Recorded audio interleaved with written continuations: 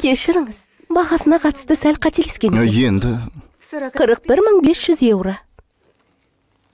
Аламын. қойшы.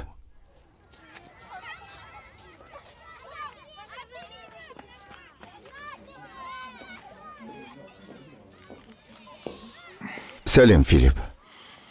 Қалың қалай? Сен шақырттың. Мен келдім. Құлағым сенде. Маңызды бірден айтайын деп пен?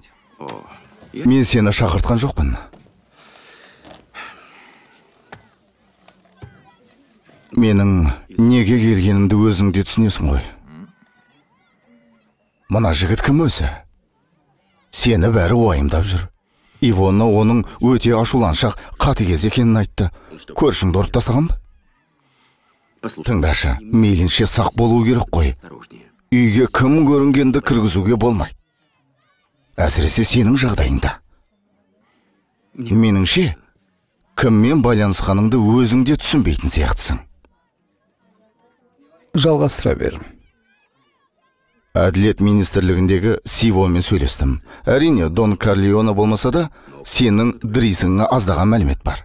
Зергердің дүңгіршегін бұзып тонаған үшін жарты жыл отырып шыққан. Өзі бір икемі бар адам болса бір жөн. Қолынан түк келмейді ғой. Байқа, көшенің жігіттері аяушылық дегенді білмейді.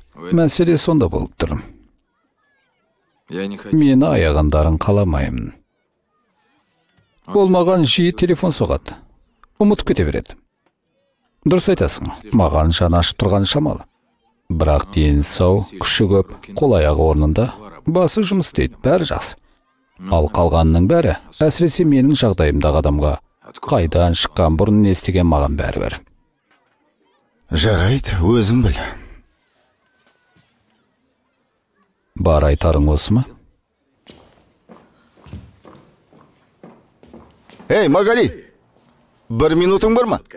Жоқ, қазір емес. Жылдам шаруа, бірдеңе көрсетем. Ол не? Бойыңды бос ұста, өзің көр. Жарайды. 1 минут, Жүр. одан көп емес.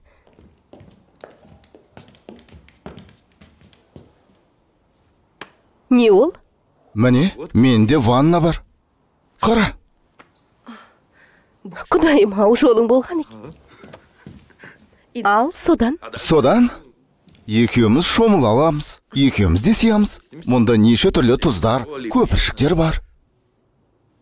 Жарайды. Неге